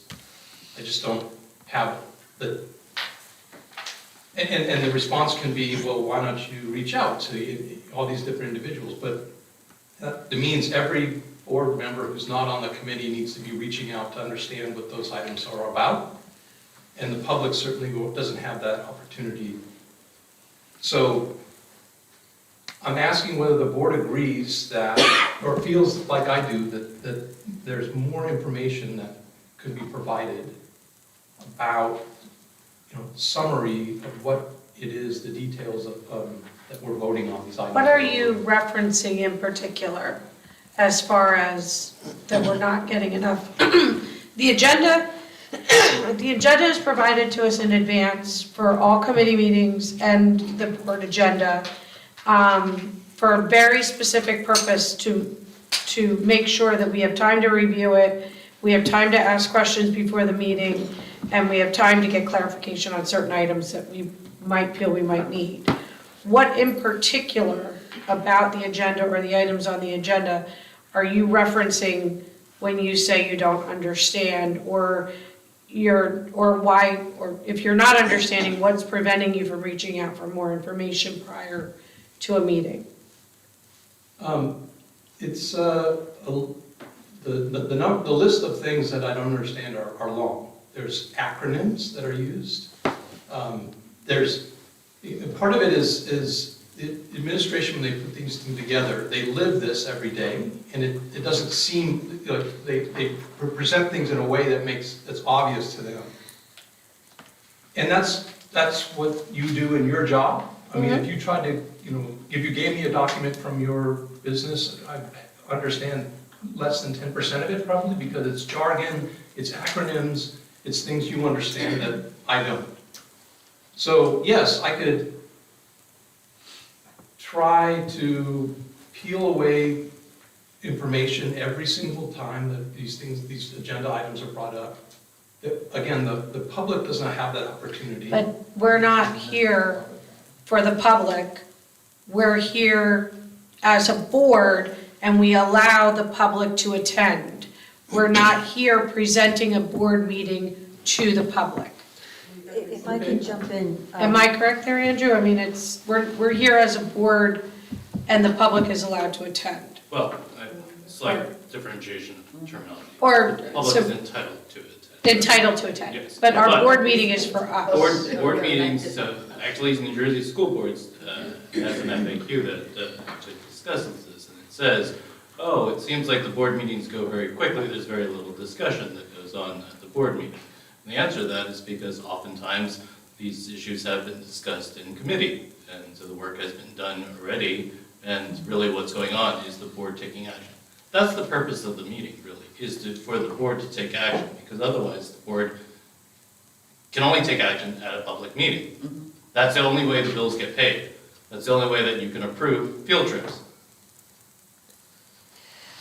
Brian, if I could jump in. So as you all heard, this was part of the curriculum committee that we discussed this. And to the note about the acronyms, I definitely reported out that the administration has heard us, and they are definitely, like, that is something that they can easily do. Further descriptions on things that you had requested in the committee, they have to be very careful, and they have to make sure that they discuss with legal, because we can't put any wording that could potentially make it clear who that report is about. But there's already action being done from our committee meeting. For the one committee that I sit on. No. The acronyms, like, that's going to be for all the attachments. This isn't just the curriculum committee attachments. I guess I just wonder, like, the cost benefit, like, so there's whatever, 30 numbered items that we voted on tonight, that, there were 15 of them in finance. So are you suggesting that the administration take the time to write little summary blurbs for each one every time? Like, I'm just not sure that. Yes. Yeah. But isn't there a point to, the whole thing, our structure is by committee. And the point of the committee is to. Vet the items on the agenda. Right, I just was clarifying, I'm just clarifying what the ask is, I guess. And that's why I brought it up, was that this is how I feel, and others, I guess, feel either they understand that everything that's being, put through there and, could answer questions about them if they were asked, and so know exactly what they're voting on, or they're comfortable not understanding those things and voting anyways. So if that's the way the rest of the board thinks, then we're done. So I'd like to add a little to my prior answer. So there are two avenues that are available. So in your committee reports, Board President asks, are there any questions for the committee chair? The second avenue is actually built into your procedural, your parliamentary procedure, which is the process is a motion, a second, and then any discussion, which can include questions. As we saw tonight, I have a question about item 12.3. What exactly is this about? Or, you know, and that is built into your parliamentary procedure. Yeah, and my interest is in not slowing down the meetings with that type of questioning. Couldn't a summary be in the written document? That's what I. But I think that's what we get to within the Part B committees. was, if you guys agreed that this was an issue, and I don't hear that there is any agreement that this is an issue, but if you would agree it is an issue, what remedies are there possible? I don't think it's an issue at all. I think that's why we go to committee, that's why we have committee chairs, and that's why we have committees that report out. And not everything that's discussed in committee makes it to the agenda because we're either reevaluating it, especially in policy. We talk about policies that never make it onto the agenda because we haven't determined, the right course of action yet. So let me just ask you how you approach one thing then, because you're strongly opinionated. So, treasurer's report. I glance at it and I trust that our administration and our board secretary and Katie and our business administrator are doing their job. And it's up to administration, who Katie reports to evaluate the report and make sure that it's accurate when it gets to us. I'm not here, or I don't feel I'm here to line item a treasurer's report when we pay and have a business administrator who's certified to do that. I'm not a CPA, I'm not an accountant, and I'm not here to scrutinize the bills that we're paying, but I trust that we have the right people in place that are making those decisions, and that I trust the results that are provided to us. So I do too. I just don't know why I'm asked, why am I voting on something that I could not tell you is, That's Katie the doesn't only, have a yacht in Bahamas because of something that's going on. Brian, at any given time, the agendas, you get it ahead of time. You can go in and sit with Katie, and she'll Yeah, walk you. okay. Now, and something when you come on new to the board, and NJSBA will say this to you too, connect with your BA, and they'll walk you through it. This is, it's Chinese, it's Asian, it's purple, it's orange, it's yellow. It looks different to all of us, right? All different colors. It's not my everyday that I do it, but if Katie were to sit down, she could, apples and oranges, this is what you need to, and she could walk you through everything, if you had any questions for it. And if you have any questions on the bills list, I've sent Katie stuff, and she gets back to you and says, oh, this is what it is, and then it doesn't come to the floor at the board meeting. And plus, Brian, NJSBA, to add to that, has an enormous amount of trainings that have been recorded. I can tell you my first year, I was taking NJSBA trainings at least once a week because I was freaked out that I was voting on something that I didn't understand. And Katie did offer, but also like those NJSBA trainings, I highly recommend them. And they're up right now. Yeah. If you go on, I just went in this afternoon and went into all the way till May. You can register for, they have a bunch of them, and there's I believe a financial. Always, and they're recorded. One on there, and they do, if you attend them, they'll send you the PowerPoint. So just one more thought on this, and I don't want this to seem like, this seems like, attack Brian's idea, minute, which I don't think it is. But I think that we have to vote on, there's some of these items that we haven't, as a board, we have to approve for bills to get, like Andrew mentioned, it's like bills to get paid. So like the reason that the treasurer report is on there every month, Katie, keep me honest, but it's not there for like us to like really actually be like, oh, is it 70.4 million this month compared to 70.37 last month? It's because there's a fiduciary responsibility that we have as a board to approve. I would argue we are not at all doing a fiduciary check on this. So our auditor does that. That's what our auditor Mhm. does. And let's Report to just- us. let's We just pay go to tens the of audit. thousands of dollars to an Well, we do. auditor. But we do approve the audit. We do. And we approve the audit, but the audit is, that's why we have the audit. Budget season comes and then Katie has standards. If there's a problem with that during the audit, budget season. and all sorts of bells and whistles go off when they come in, I mean. Well, let's ask the question though, Katie or Andrew, does 13.12, the treasurer report for the month ending September 23rd, is that on the agenda because it has to be, or because you Every just? 60 days, the board secretary report and treasurer's report has to be board approved. If it's not, you'll get dinged on CUSAC, which we're going through this year. So there are regulations and Yeah, statutes. there's a that number of speak to- different reporting requirements that the BA, the board secretary have to report to the board, including the In a certification every certain month. timeframe. That every board meeting that, hey, you guys have enough money this month to pay your bills. And that's, And again, yes, you are trusting, I mean, there is a, Is it to the point where the trust is like, did everybody open that and look at it? Yeah. I see I open every attachment. Yep, I And read you can those make April heads or monthly tails out reports. of that. I go Yeah. through the bills list, page by page by page. Right. And, And you can make heads or tails. and I read, it's common sense, and if anything's questionable, I email or talk to Katie. And I've brought it up at the meeting a couple times. I have a question. It was, March 17th, it was, 50678, and Katie will either say, oh, I know what that is, or I'll get back to you. I open every attachment, everything I look at. Yeah, I open them too and look at them and think, what the hell, I have no idea what I'm looking at here. But Have that's you- when you ask. Yeah, or attend the training. All right.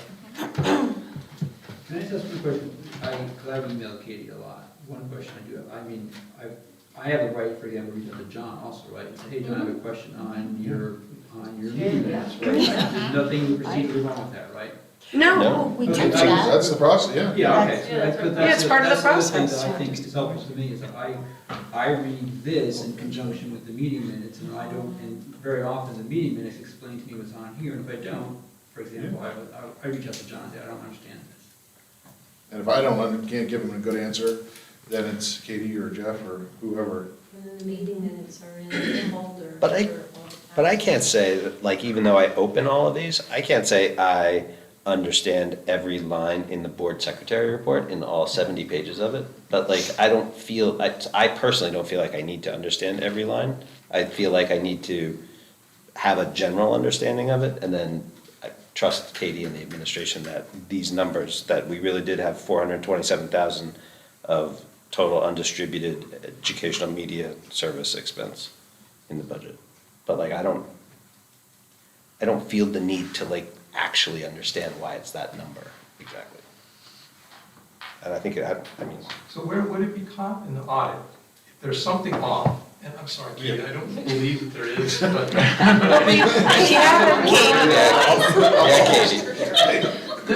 So we could go use a different example. No, we couldn't, it's all Katie. It's all her finance. It was my own, our own, out-of-district placements and home instruction. Sometimes we're paying money out, sometimes we're paying money in, it's just a dollar figure. We can't 'Cause you can't. disclose the student. I have no interest whatsoever in knowing the student's name. But the fact that sometimes that dollar figure means we're getting money, and sometimes that dollar figure means we're sending money, and it's the same table. Why could it not be identified that way? Why would you want to make it kind of mysterious like that? Because we can't say sometimes we know where we're sending the students, sometimes we don't. And those identifying features could identify a student out, right? I mean, aren't they if it's a plus sign or a minus sign? in Well, if front a of plus dollar? sign, then we're bringing a student in We're and bringing giving them someone our in. service. No, but there's never a difference. It's not, sometimes it's a plus sign and sometimes it's a minus sign. It's, in the discussion, it's, oh, this is money going out, oh, this is money coming in. Why would that not be like something you'd want to just, so it's, Can you pull up that? fine, I don't know what you're referencing actually on, is it And each, specific? there's variables too, not every situation is the same dollar amount, right? No, well, yeah, the numbers change all the time. Yeah.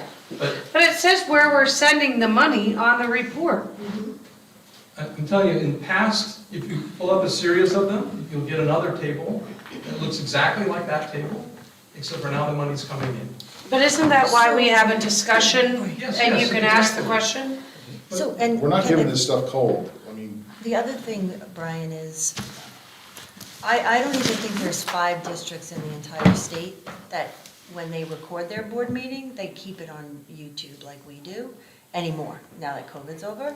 So from a concern, when you mentioned earlier, public, like for us, it's the same reports over and over, so that's why it's easier to like understand what they are, because we've seen them, we've discussed them every month, so it becomes good for us. And if there's anyone that isn't familiar with the process, they can go and they can either come to the meeting, they could watch it live, or they could go, or they could just call the school. I mean, I have definitely heard of where parents or community members have reached out to the school because they had a question. And we haven't changed software, correct? You're using, it's been I consistent. applaud you all.